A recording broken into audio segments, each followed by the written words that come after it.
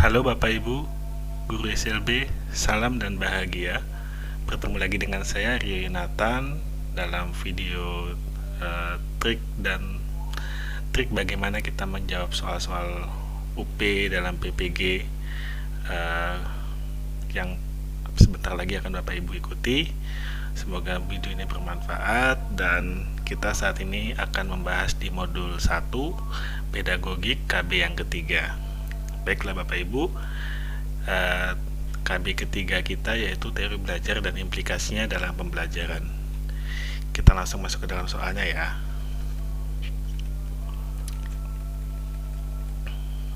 Baik Bapak Ibu, kita akan coba bahas untuk di soalnya. Oke, iya, soalnya ada di sini. Baik, soal yang pertama. Nah, Bapak Ibu, sebagai catatan juga bahwasanya teori-teori belajar yang harus Bapak Ibu ingat yaitu ada 4. Ada kognitif, ada behavior, ada konstruktif, dan ada humanist. Jadi biasanya teori-teori belajar ini atau teori belajar yang sempat beberapa kali di dalam tes UP itu banyak sekali model-model soal seperti ini keluar. Jadi perlu diingat bahwasanya kita harus menguasai dulu teknik dari penjelasan materi-materi berikut. Nah, kognitif itu berkaitan dengan pedagogik atau perkembangan. Lalu behavioristik itu berhubungan dengan tingkah laku atau perilaku. Lalu konstruktif itu kaitan terhadap berjenjang, ada tingkatan-tingkatannya. Sedangkan humanistik itu bagian dari kemanusiaan. Nah, saya coba merangkum ini yang perlu Bapak Ibu ingat, yaitu disingkat dia KOBEKOHU. KOBEKOHU itu adalah kognitif, behavior, konstruktif, dan humanistik. Baik, kita masuk soal yang pertama. Teori belajar yang mengutamakan perubahan tingkah laku pada individu yang belajar dengan mengutamakan hubungan stimulus dan respon merupakan teori. Nah, tingkah laku, ini ada kata kuncinya Bapak Ibu. Tingkah laku. Ingat, kalau misalnya ada kaitan terhadap tingkah laku, dia akan berimplikasi kepada behavioristik. Lalu, kalau misalnya dia kata kunci dari soalnya adalah mengutamakan perubahan perkembangan, otomatis dia akan larinya ke kognitif. Sedangkan teori belajar yang mengutamakan tingkatan berjenjang, pasti larinya ke konstruktif. Lalu teori belajar yang mengutamakan sifat-sifat kemanusiaan, itu pasti larinya ke humanistik. Ingat kata kunci itu saja. Lalu misalnya ada opsi jawaban yang tidak sesuai, Bapak Ibu bisa langsung menghilangkannya. Contohnya nih, rekonstruktif. Nah, ini tidak akan ada, karena cuma ada 4 ini. Baik Bapak Ibu, kita masuk ke soal yang kedua. Apabila dalam proses belajar, peserta didik melakukan sesuatu sampai dengan mendapatkan respon yang tepat dan sesuai dengan apa yang diinginkan, serta menghilangkannya apabila dirasakan tidak sesuai. Hal ini merupakan prinsip belajar dari apakah A. Conditioning, B. Trial and Error, C. Shaping, atau D. Konseptualisasi. Nah, di sini juga kita ingat setiap soal itu memiliki kata kunci. Ingat saja itu Bapak Ibu. Nah, ini kata kuncinya melakukan sesuatu sampai dengan mendapatkan respon dengan yang tepat dan sesuai dengan apa yang diinginkan. Jadi, ibarat kata itu ketika kita melakukan sesuatu, kita harus melakukan lagi sampai kepada tujuannya kita lakukan tadi sudah berhasil. Kata kuncinya di sana. Kalau belum berhasil kita ulangi lagi. Kalau belum berhasil kita ulangi lagi. Nah, itu sesuai dengan pengertiannya. Kalau conditioning itu adalah pengkondisian. Sedangkan trial and error itu adalah coba dari kesalahan. Yang ketiga, shaping, pembentukan perilaku baru. Sedangkan konseptualisasi yaitu mengkonsepkan. Nah, dari situ kita lihat jawabannya sesuai adalah trial and error. Kenapa? Karena dari trial and error tadi terdapat gambaran bahwasanya ketika dia dicoba, diulangi lagi kesalahan-kesalahan yang ada tadi, diperbaiki lagi melalui metode trial and error. Prinsip belajar dari trial and error. Jadi jawabannya nomor 2 adalah B. Baik, nomor 3, contoh penerapan teori behavioristik. Benar Bapak Ibu, teori ini pasti keluar lagi.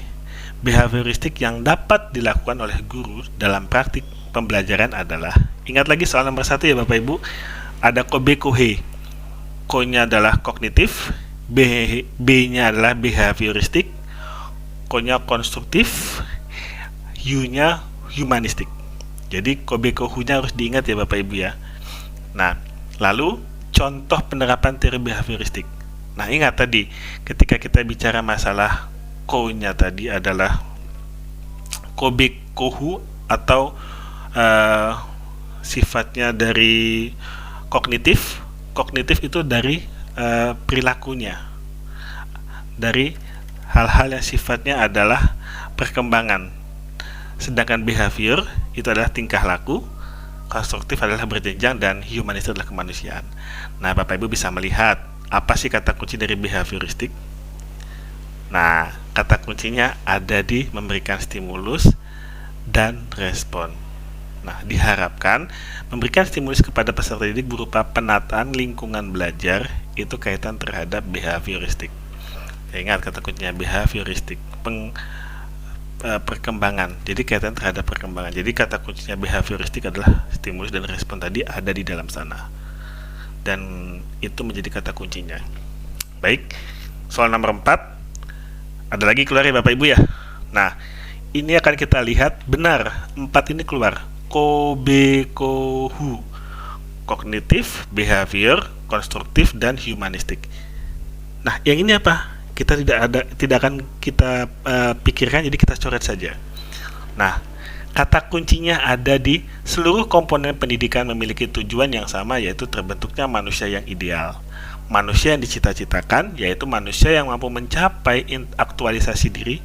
Pernyataan tersebut merupakan bagian dari teori. Ada kata kuncinya Bapak Ibu, manusia. Manusia itu kaitan terhadap humanistik. Lalu kalau humanistik kita akan bicara mengenai kemanusiaan. Dan langsung kita ketemu jawabannya adalah D, humanistik. Gampang ya Bapak Ibu ya, ketemu sudah polanya ya. Kita akan coba lanjut ke soal nomor 5. Nah, ini aliran ini lebih menekankan pada keaktifan siswa selama kegiatan belajar, aktif berpikir, menyusun konsep-konsep, serta memberikan makna tentang hal-hal yang dipelajari, dan yang paling penting terwujudnya belajar adalah niat peserta didik itu sendiri. Pernyataan tersebut merupakan aliran dari teori. Ingat, menyusun konsep.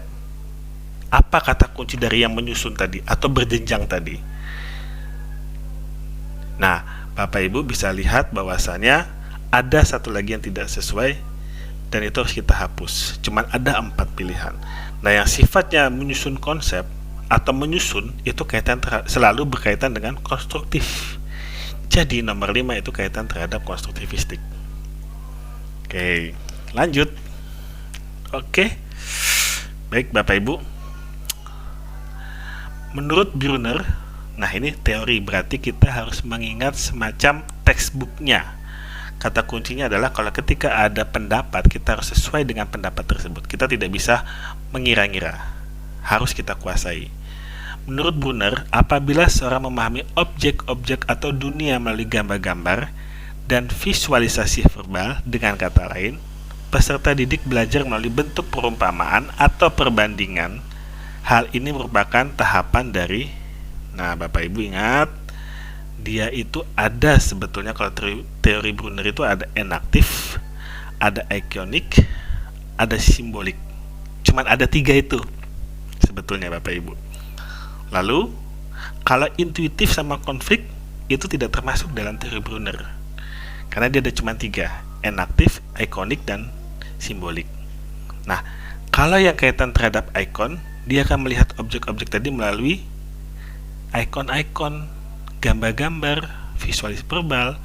Contohnya apa? Misalnya kalau melalui ikon-ikon itu adalah Bapak Ibu melihat contoh gambar di rambu lalu lintas, misalnya ada rambu-rambu, sebentar lagi lampu-lampu lalu lintas akan kita lewati, atau sebentar lagi akan mendekati tempat ibadah dan lain sebagainya, itu menggunakan ikonik.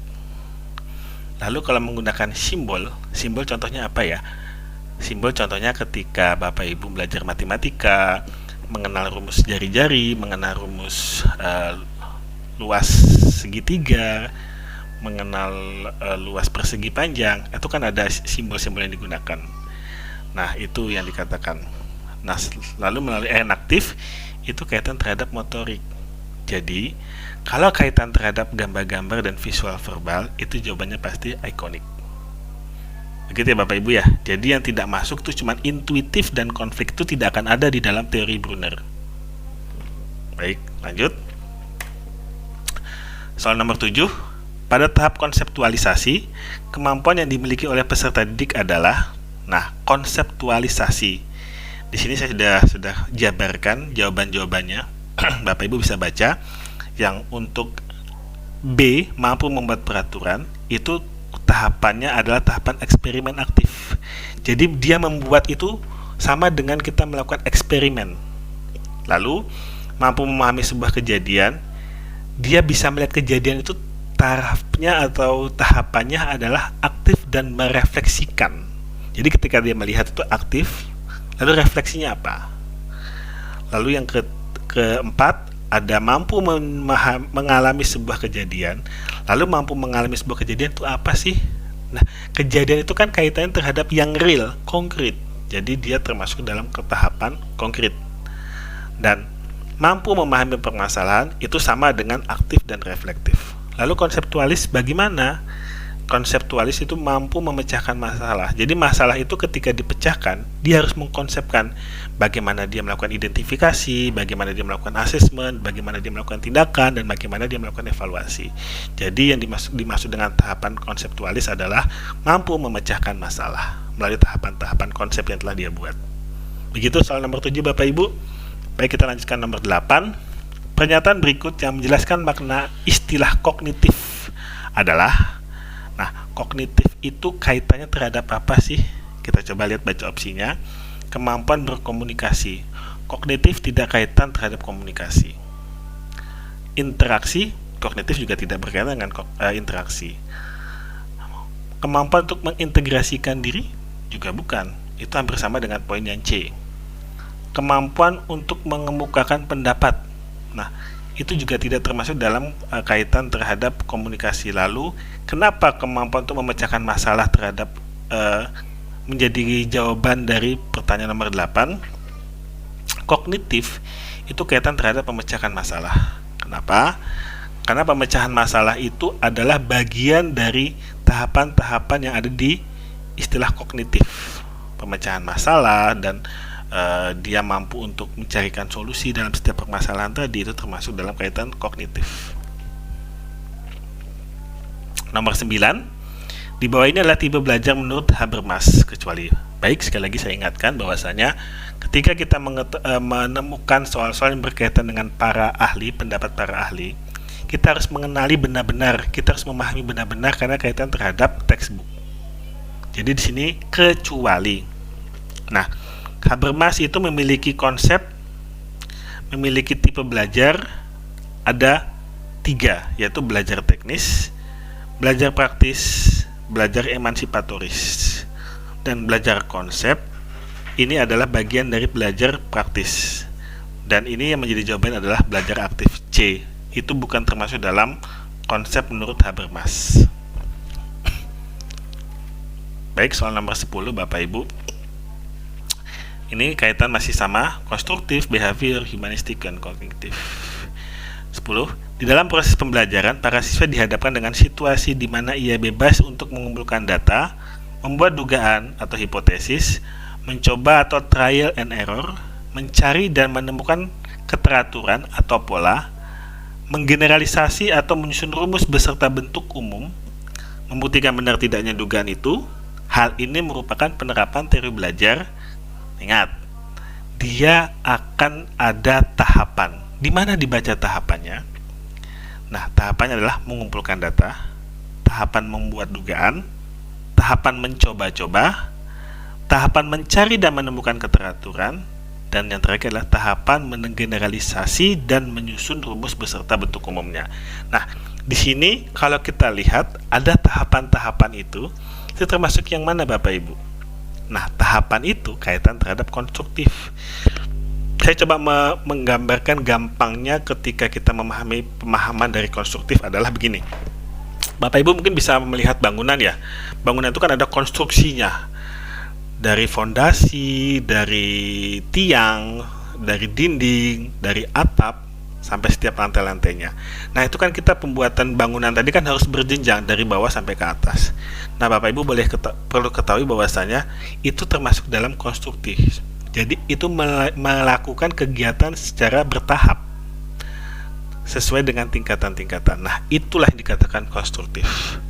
Baiklah Bapak Ibu, demikian pembahasan modul 1 pedagogi KB yang ketiga. Mudah-mudahan video ini bermanfaat, dan jika bermanfaat silahkan bagikan video ini kepada teman-teman Bapak Ibu sekalian. Terima kasih, salam sehat bagi kita semua. Aku, kamu, kita setara. Sampai jumpa.